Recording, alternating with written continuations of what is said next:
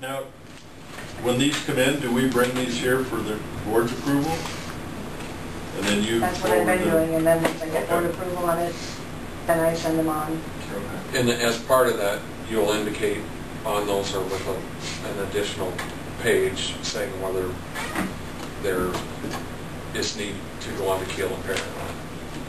Those actually, when I get them, those have been already actually have gone to Kill and Pair already. Okay. They come back to you for approval after Greg has looked at them.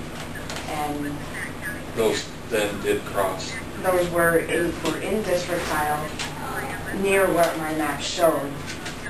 And I think one of those didn't even have a One of them didn't have a map with it at all. I had to call them to figure out where. This is the map that came with this one. And that's kind of what we've been seeing. Yeah. This one has no map at all. In both cases, the notes from Greg say that it does not cross our tile. So They're within reason to go and check on them. I know the one just west of the tanks on 71, that one was at a road intersection. Tile cuts Katy Corner across the road, and there's a telephone pedestal just to the south of that. So that's close enough for me to think that it needs to be checked on. So what are you using for? To try to find them? No, an evaluation is if they're close enough or not. 50 feet, 100 yeah, feet? if we're within 50 to 100 feet, I think they need to be checked on. That's sort of just a rough ballpark off the map. Any other discussion?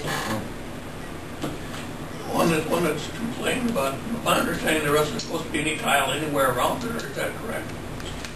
He had tile marked on one of the maps.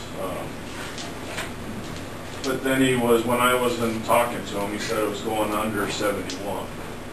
And then we have tile on the east side of 71.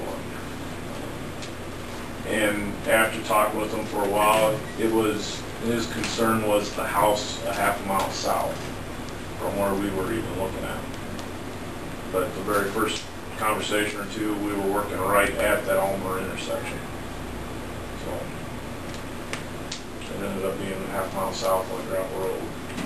We don't have anything. So it kind of goes back to the utility company not being exact. So here's what, if you guys want to look, and here's what came with it. And Had they been more precise in describing that crossing? And maybe just as a suggestion, we highlight that as part of the permit that we have to have we have a higher expectation of the map being better, or we're going to have to check it. Yeah, and let's go staple here, but this is where that road crossing was. This is the north side of that railroad crossing. And these are the pedestals that they were coming across. And this is the actual house where he had to concern a half mile south. And this is where we were starting to find tiles running right next to Highway 71. 196 years. No, it'd be 71. 196. Down by Ulmer. By home. Down Ulmer. Okay. And then talking with Martin, he was anywhere from here all the way on the road that goes into Ulmer.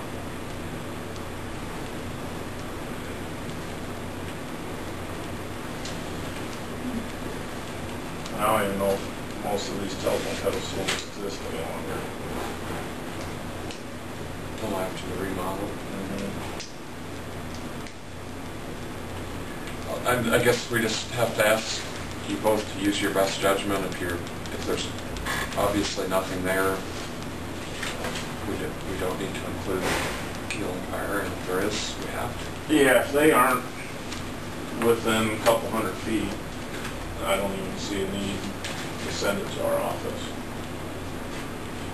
And they can't tell you within a quarter of a mile where they're going to be digging. Yeah, it's hard to tell. Yeah, that leaves you in a lurch. Now, I know there was one just north west of town here on some hog confinements, that they weren't even in the right half of the section that we're digging. And it just lost compared to their map, to me talking with the guy, to where the county tile was over half a mile apart. Get you a yellow highlighter or something. I mean, if they don't provide an accurate map of where they are, they can't have any other expectation other than that we have to check it out. Yeah. If they do give a good, accurate map and it's a long ways away, that's another matter. And most of the supervisors or whoever signs us that I have talked to, it's almost just a quick glance over it. Like the guy that didn't have any maps included, he didn't know there was any maps. He's just the one that signs his name and lets everybody else do the drawings and send them in. So he's just the last signature on it. Any other questions or discussion? No, I'm glad it cleared things up a little bit. Anything else going on with you guys as far as drainage that we should know? Not in Sac County. Really busy in Manila. But it's been, luckily, a calm year for the most part. And part of it is because we haven't had 6-inch rains. Yeah, exactly. That makes a huge difference. How's that feel coming in Sac County, or in Winona County on that fish kill? It was, last I heard, they were in Des Moines in court with the DNR. But I haven't heard where it's gone since then. I'm talking with Don Reefer, he's pretty adamant about the chemicals they were using have no effect on the fish. He's thinking it's just an oxygen level. Because those large dikes down there, if they start drying up, the floodgates don't open and the pools just get smaller. And there's a huge concentration of fish in a little pond, and oxygen doesn't go very far. Okay, thanks, Greg. All right, thank you. It'd be interesting finding out. Yeah. It might set a precedent for a lot of the spray companies and how close they get to any water. Yeah. Thank you. Thank you. Thanks for tonight. Thanks for that. That's a